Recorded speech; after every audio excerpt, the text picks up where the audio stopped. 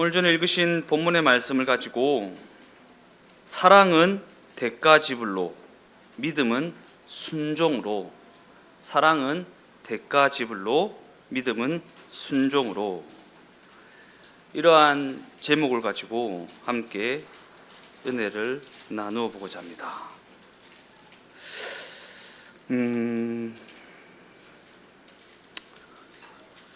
좋아하는 것과 좋아 보이는 것의 차이를 아십니까?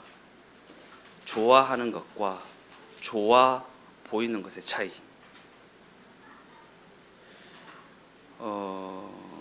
좋아하는 것은요, 내가 좋아하는 그 무엇을 위해 대가를 지불합니다.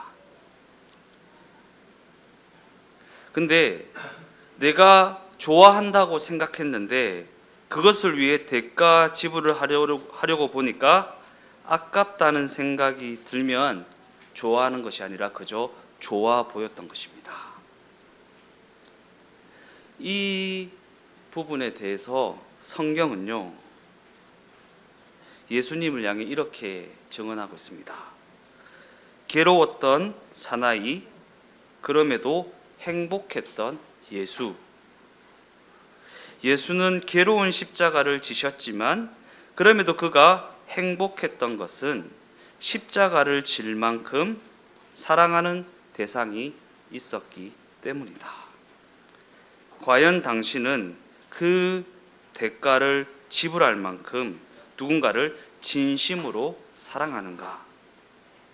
진정 그러하다면 당신은 고독할 수 있고 고난스러울 수 있고 고달플 수는 있으나 당신은 행복한 사람이다.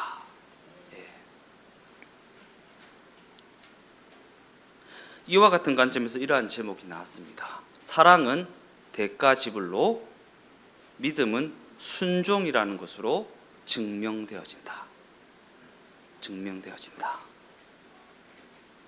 그러한 관점을 가지고 오늘 본문으로 들어가 보겠습니다.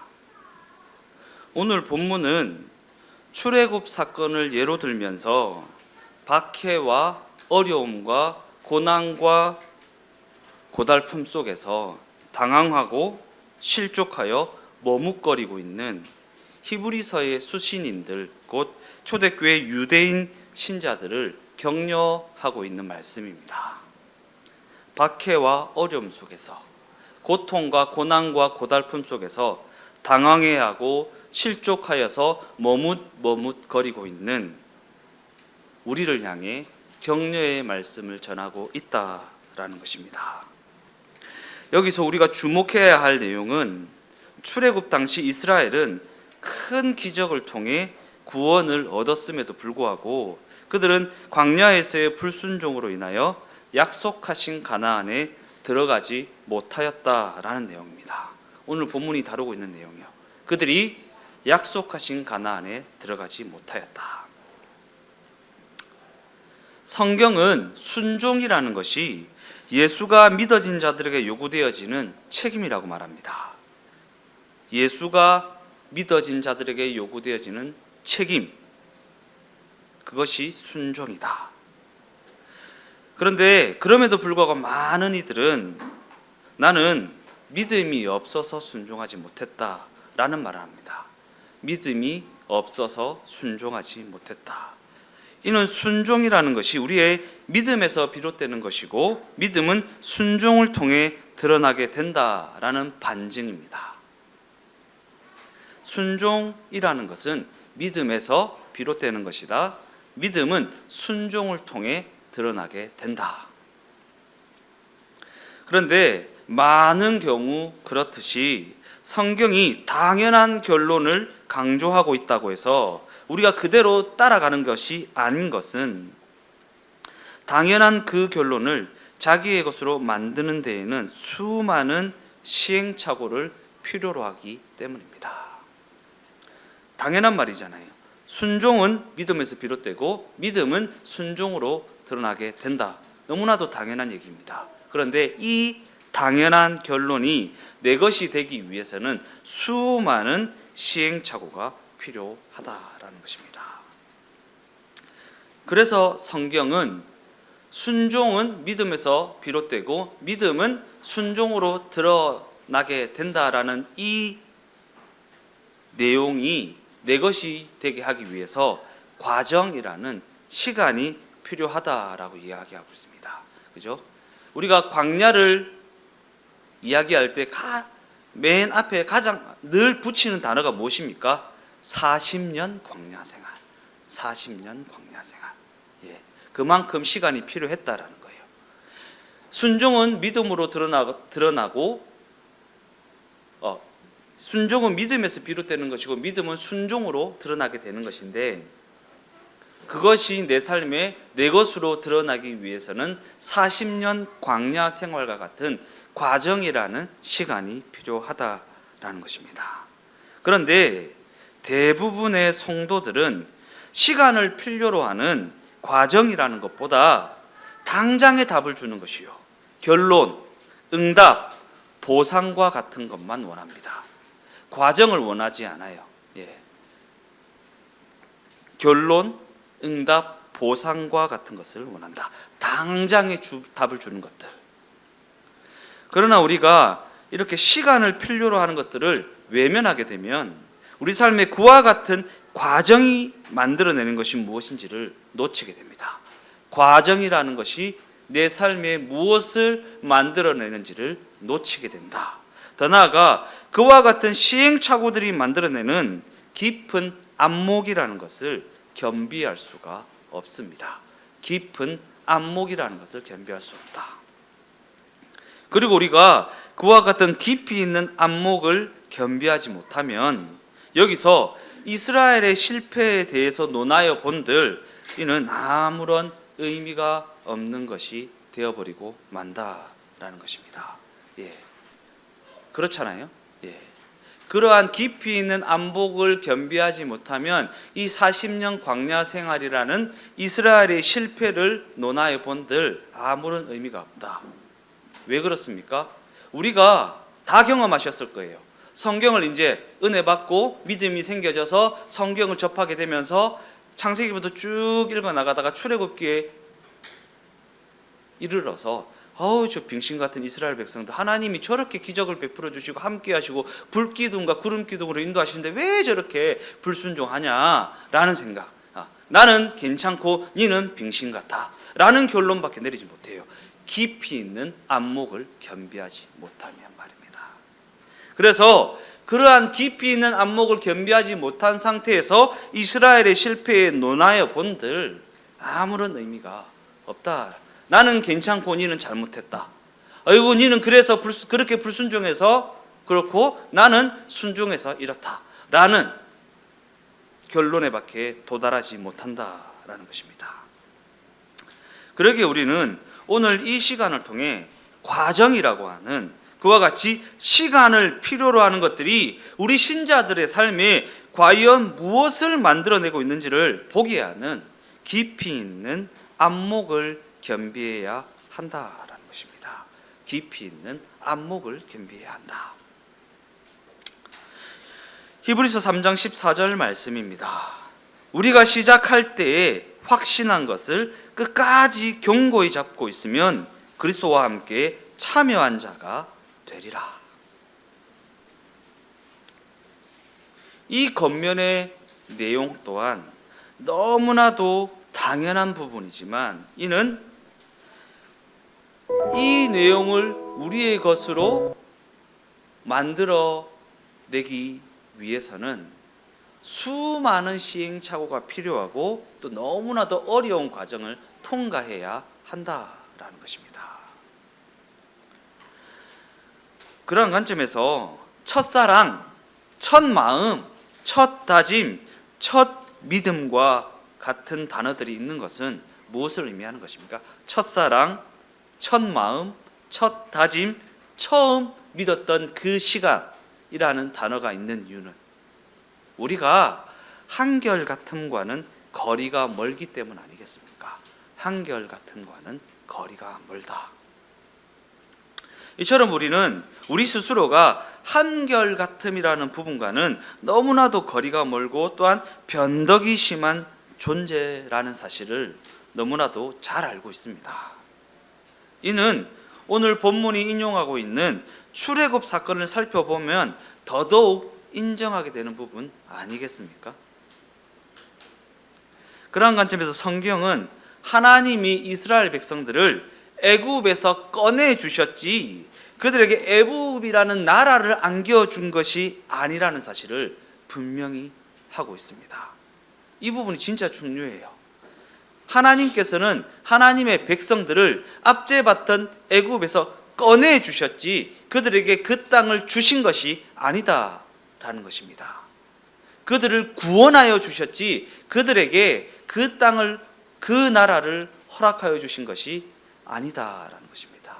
그러나 우리는 신앙을 대할 때에 구원받았지. 근데 왜 그 나라를 안 주지? 라는 것에 관심을 가진다라는 것입니다. 아마도 이스라엘 백성들은 이 대목에서 뭔가 일이 꼬이게 되었다라는 사실을 감지하고 있었는지도 모릅니다. 왜 꺼내주셨지? 왜 꺼내주셨지? 애굽을 주시면 되는데 왜 꺼내주셨지? 라는 거 말입니다. 예. 그들은 애굽을 주실 줄로 생각했는지도 모르. 막 재앙을 10가지 재앙을 내리고 막 홍해를 가르고 해서 하나님 애굽을 주실란가 보다. 근데 애굽을 주신 것이 아니라 거기서 꺼내 주셨습니다.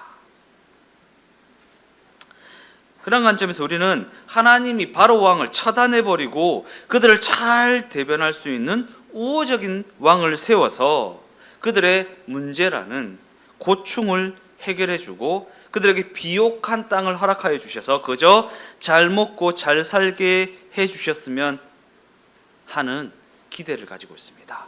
신앙에 접근할 때요. 신앙이라는 것을 찾게 될 때요. 내 문제를 당장에 해결해 주고 나를 괴롭히지는 저 못된 놈들을 다 처단해 버리고 비옥한 땅을 줘서 잘 먹고 잘 살게 해 주지 않겠는가 라는 기대를 가지고 신앙이라는 것에 접근한다라는 것입니다. 그러나 다시 한번 말씀드리지만 하나님께서는 그들에게 애굽이라는 나라를 안겨주신 것이 아니라 약속하신 땅으로 가라는 명령을 내리셨다라는 것입니다. 약속하신 땅, 젖과 꿀이 흐르는 가나안 땅, 젖과 꿀이 흐르는 가나안 땅. 젖과 꿀도 하나님이 이야기한 것이 아니라 그들이 정탐하고 와서 젖과 꿀이 흐르더라 한 거죠. 젖과 꿀이 흐르더라. 약속하신 가나안 땅은 애굽에서 상당한 거리가 있는 곳입니다. 더 나아가 가나안과 애굽 사이에는 광야지대로 채워져 있습니다. 광야지대로 채워져 있다. 이는 이스라엘이 이 광야지대를 통과해야지만 그 땅에 들어갈 수 있다라는 의미입니다. 그 땅, 가나안 땅. 성경이 오늘 본문에는 이 땅을 안식이라고 표현하더라고요. 안식. 구원과 안식은 구분되는 것이죠. 구원은 꺼내주신 것이고 안식은 하나님께서 목적하신 최종 목적지입니다. 아니나 다를까 그들은 그 광야 시대를 지나는 동안에 여러 가지 문제에 직면하게 되는데 광야라는 곳에서의 불편함, 그리고 여행이 주는 고단함, 먹을 것과 마실 것이 부족하다고 하는 궁핍함, 그리고 기약이 없다라고 하는 막막함, 이와 같은 것들이 이스라엘이 직면한 여러 가지 시험거리였다라는 것입니다. 불편함, 고단함, 궁핍함, 막막함, 이 불편한 생활이, 이 고단한 생활이 언제까지일까라고 하는 막막함, 이와 같은 것들이 이스라엘 백성들이 직면한 여러 가지 시험거리였다. 그래서 이스라엘은 그 출애굽 여정을 큰 기적을 보고 10가지 재앙이라는 큰 기적, 홍해가 갈라지는 큰 기적을 보고 기쁨과 찬송으로 시작하였음에도 불구하고 그 광야 여정에서는 푸념과 원망이라는 비명을 질러대는 것으로 채우게 되었다라는 것입니다. 거기서 종살이 하는 게 더 나았는데 왜 우리를 거기서 꺼내어서 이렇게 불편하게 하고 이렇게 원망을 늘어놓게 하는가? 그런 관점에서 이와 같은 여정은 우리가 직면하고 있는 여정과 같은 것이고, 또한 우리가 늘어놓고 있는 푸념과 원망이며 우리가 질러대고 있는 비명이라는 것입니다. 그러나 그럼에도 우리는 이 부분을 깊이 있게 살펴보고 이 부분에 대한 깊이 있는 안목을 가질 수 있어야 한다라는 것입니다. 왜냐하면 무엇으로부터 해방되었는가 라는 부분이 무엇을 위한 해방인가 라고 하는 구원의 목적으로 연결되어지지 않으면 이 부분은 부질없는 것이 되어버리고 말기 때문입니다. 무엇으로부터 해방되었는가가 무엇을 위한 해방인가라고 하는 구원의 목적으로 연결되어지지 않으면 하나님의 이 일하심이 부질없는 것, 방탕한 것, 그것이 되어버리고 만다라는 것입니다. 물론 우리가 공포나 압제나 문제로부터 해방되어야 한다는 것은 너무나도 당연한 일이지만 그 해방이 그러한 것에서 벗어나는 것을 넘어서서 하나님의 영광이라는 자리와 연결되어지지 못하면 이는 부질없는 것이 되어버리고 만다라는 것입니다. 하나님의 영광이요. 하나님의 영광. 그냥 죄에서 꺼내는 것에서 그치는 것이 아니라 이 죄에서 꺼내는 구원이 궁극적으로 목적한 하나님의 영광이라는 자리에까지 이르지 못하면 꺼내는 것이 부질없다라는 것입니다. 물론 순종해야 된다, 열심히 믿어야 한다라는 것은 그 신앙 여정에 있어서 필요한 부분입니다. 그런데 믿음을 동원하여 순종했고 죄악된 생각들을 끊어냈고 열심히 헌신했음에도 불구하고 애굽에서 구원받아 옮겨진 곳이 그저 광야에 불과하다면 우리는 내 믿음이 어디서부터 잘못된 것이지? 믿는다는 것이 무슨 의미가 있는 것이지? 라고 하는 막막함에 직면하게 되지 않겠습니까? 그저 광야가 끝이라면요, 꺼내는 것이 끝이라면요, 구원받으면 끝이라면요, 아니요, 구원의 목적이 무엇인가, 뭐 때문에 꺼내셨는가에 연결되어져야 한다는 것입니다. 하나님께서 꺼내 주신 것이 궁극적으로 무엇을 목적하여 꺼내셨는가를 아셔야 한다. 그것으로 연결되어져야 한다라는 것입니다. 그래서 우리는 이 사건에 대해, 본문이 다루고 있는 이 사건에 대해 좀 더 깊은 차원에서 생각이라는 것을 해보아야 한다라는 것입니다. 성경에서 가장 중요한 선언은 어떠한 선언입니까? 예수 믿어 구원을 얻는다라는 선언 아니겠습니까? 그런데 과연 이 선언이 우리에게 은혜로 다가오고 있는지 아니면 책임으로 다가오고 있는지, 예수 믿어 구원을 얻는다라는 선언이 은혜로 다가오는지 책임으로 다가오는지, 이 질문을 이렇게 바꿔서 해보겠습니다. 예수를 믿으라 라는 이 말이 책임입니까? 은혜입니까? 예수를 믿으라 라는 게 책임입니까? 은혜입니까? 예수라는 단어가 나오면 무조건 은혜입니다. 예수라는 단어가 나오면 무조건 은혜입니다. 그런데 왜 예수의 은혜를 받으라 라고 하지 않고 왜 예수를 믿으라 라고 성경은 이야기하고 있느냐라는 거예요. 이 부분을 생각해 보아야 한다. 그냥 예수의 은혜를 받으라 라고 하면 되는데 왜 예수를 믿으라 라고 말하고 있는 것인가? 그러한 관점에서 믿음이라는 것은 우리에게 어떠한 뉘앙스로 다가오고 있는가? 믿음이라는 단어가 어떠한 뉘앙스로 다가오는가? 책임인가? 은혜인가? 물론 우리는 은혜가 무엇인지를 잘 알고 있습니다. 그러나 성경은 예수의 은혜를 이야기하면서 예수가 믿어진 자로서 라는 표현을 가지고 믿음이라는 것에 책임적 요소가 분명히 있다라는 것을 강조하고 있습니다. 예수가 믿어진 자로서. 그러기에 책임을 논하면 은혜가 사라지는 것 같고, 은혜를 말하면 책임을 회피하는 것이 되어버리는 이 이해는 우리를 혼란스럽게 할 뿐입니다. 이는 뭔가 모순에 빠진 듯이 우리를 막막하게 만들어 버린다라는 것입니다. 그래서 교회에서는 이 부분을 잘 다루지 않아요. 그냥 은혜만 강조하거나 아니면 믿음만 강조하여서 우리의 열심을 이끌어내려고 하지, 이 두 부분이 어떻게 연결되어져 있는지를 설명하지 않는다라는 것입니다. 위로를 할 때는 은혜를 강조해서 괜찮다, 하나님이 은혜를 베푸시지 않았느냐라는 거. 열심을 강조할 때는 믿음, 이렇게. 근데 은혜와 믿음이 어떻게 공존하고 있는지를 설명하지 않는다라는 것입니다. 그러기에는 은혜와 책임 중에 어느 쪽 역할이 더 큰가를 논하자라는 것이 아닙니다.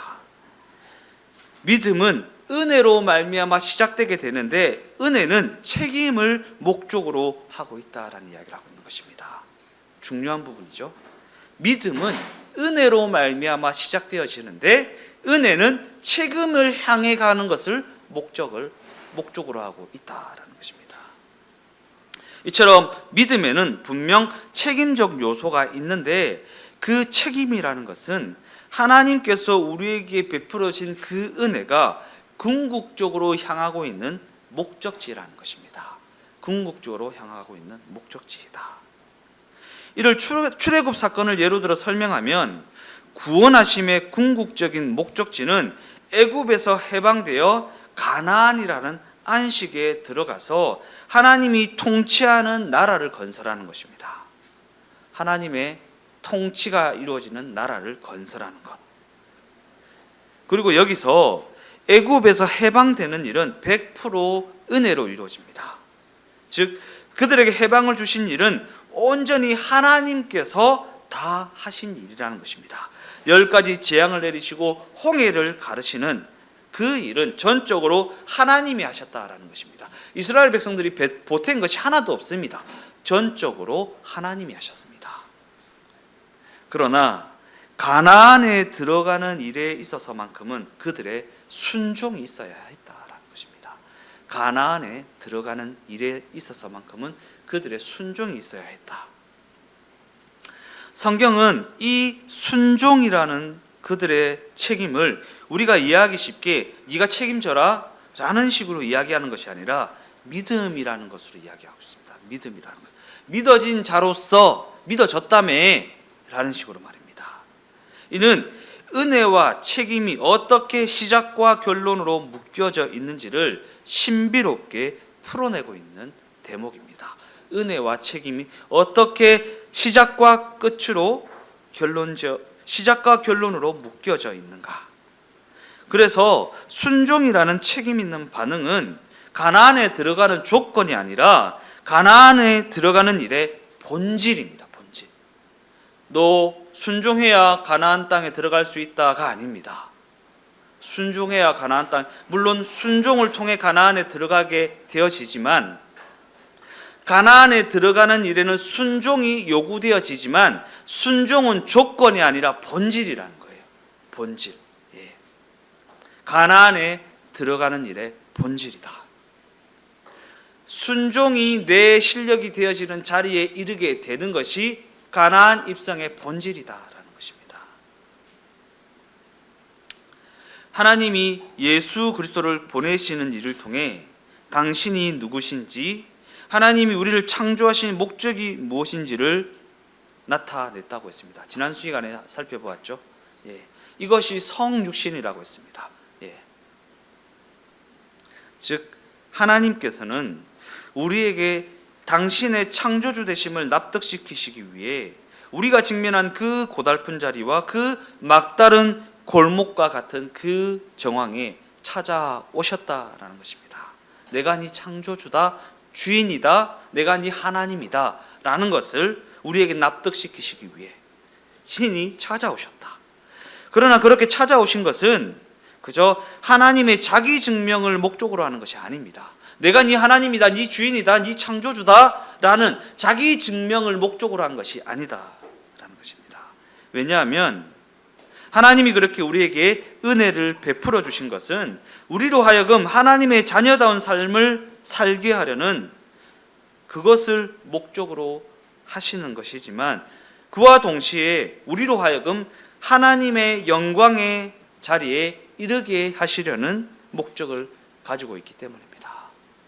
그저 꺼내는 게 목적이 아니라 꺼내서 여기에 가게 한다. 하나님의 영광의 자리. 그러면 그 영광이 담고 있는 최고의 내용은 무엇인가? 성경은 책임이라고 가르치고 있습니다. 책임. 물론 책임이라는 자리는 매우 어려운 자리라고 했습니다.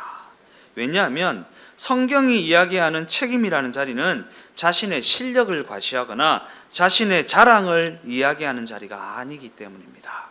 우리는 하나님의 영광하면 내 실력을 뽐내고 내 어떠함을 자랑하는 자리로 생각합니다. 그래서 막 유명 연예인이 방송에서 모든 게 하나님의 영광인데 저렇게 영광 돌려야지, 나도 저렇게 돼야지 라고 오해합니다.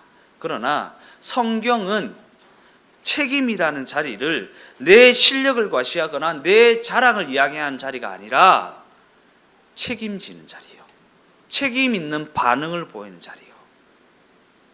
더 나아가 우리가 자발성을 가지고 하나님을 향한 항복과 기쁨과 순종이 그 삶의 본질이 되게 하는 자리를 성경은 책임이라 말하고 있기 때문입니다. 우리가 자발성을 가지고요. 자발성. 그러니까 주변에서 니 이렇게 해라 저렇게 해라 가르칠 필요가 없습니다. 왜냐하면 자발적으로 나와야 하는 것이기 때문에. 자발적으로 나와야 하는 것이기 때문에. 예수님은 공생의 사역 초기에 광야에서 시험을 받으셨습니다. 이는 돌들로 떡을 만들어라, 성전에서 뛰어내려 보라, 사탄에게 절하라, 이와 같은 시험이었습니다. 그리고 예수님은 그 모든 요구를 거부하셨습니다. 즉 떡에 매인 인생을 거부하셨고 하나님이 목적하신 내용은 외면한 채 그저 문제 해결에만 집착하며 살아가는 거짓과 기만에 붙잡힌 삶을 거부하셨습니다. 떡에 매인 인생을 거부하셨다. 하나님이 우리에게 목적하신 그 내용은 외면한 채 그저 문제나 해결하고 이 땅에서 잘 먹고 잘 사는 것이 전부가 되어버린 거짓과 기만에 붙잡힌 삶을 거부하셨다. 예수님이 무엇을 거부하셨는지. 그래서 예수님은 어떻게 되십니까? 예수님께서는 하나님의 일이, 하나님께서 당신에게 맡기신 그 일이 유한한 정황과 결핍으로 채워진 그 조건에서 이루어지는 것을 감수하십니다. 감수하십니다. 그냥 유한한 정황이 아니라 무한한 정황에서도 할 수 있는 거잖아요. 결핍이 아닌 충만으로 할 수도 있는 거잖아요. 예, 이게 무슨 표현입니까? 구름 타고 오셔서 레이저 한번 쏘아가지고 모든 걸 해결하실 수도 있는 거잖아요. 그러나 그 모든 것을 거부하셨습니다. 예, 효율적으로 이루어지는 것을 거부하셨습니다. 돌들로 떡을 만들면 이거 해줄게, 성전에서 뛰어내려면 이거 해줄게, 내한테 절하면 이거 해줄게 라는 것을 다 거부하심으로 말미암아 하나님께서 당신에게 맡겨진 일이 유한한 정황과 결핍으로 채워진 그 조건에서 이루어지는 것을 감당하셨고 감수하셨다라는 것입니다.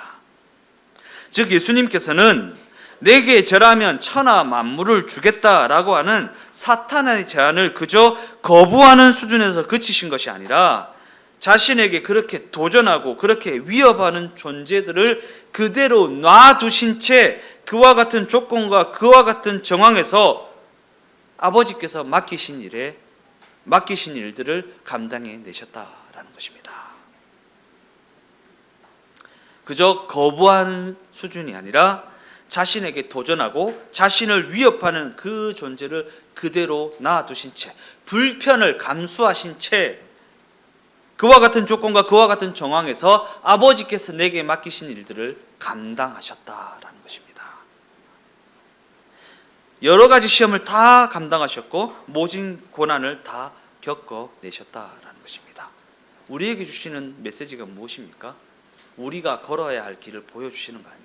예수를 통해, 예수께서 걸어내신 그 걸음을 통해 우리가 이 땅에서 어떠한 걸음을 걸어내야 하는지를 가르치고 있다라는 것입니다.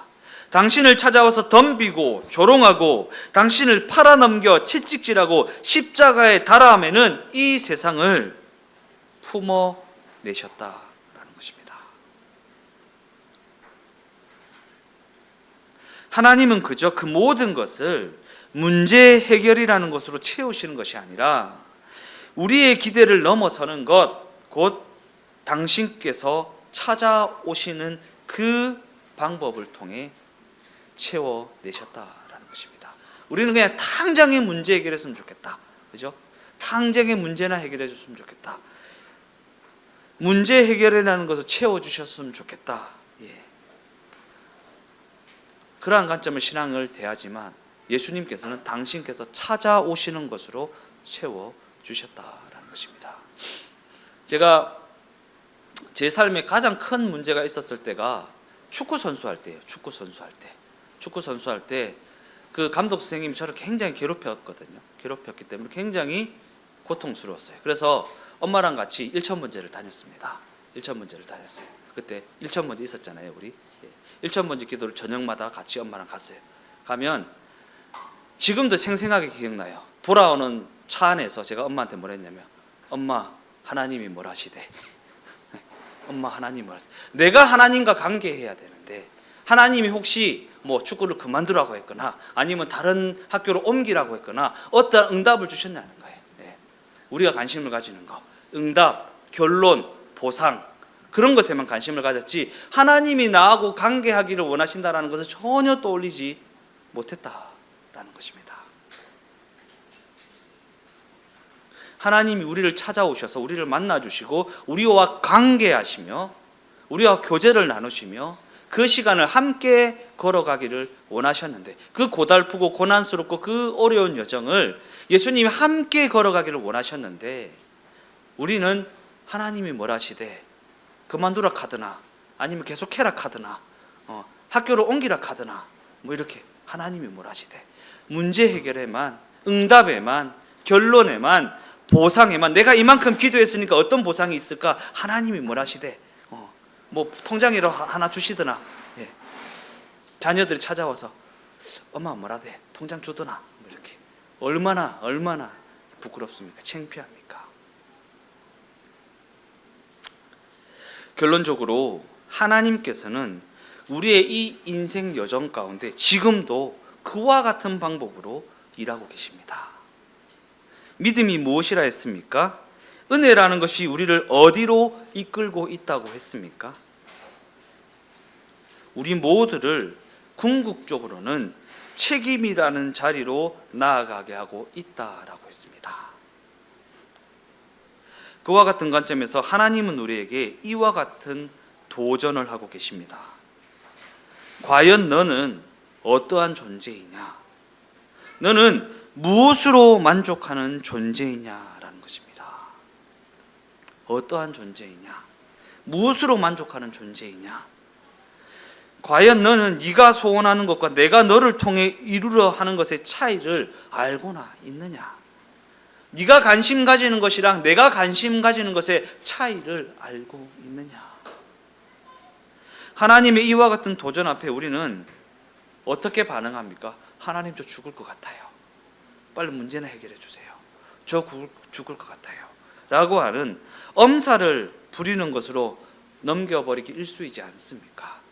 알겠는데요, 하나님, 내가 지금 죽을 것 같다니까요. 예. 그러나 우리는 이렇게 말씀하고 계시는 하나님의 진심을 놓쳐서는 안 됩니다. 내가 내 아들을 십자가에 못 박았다.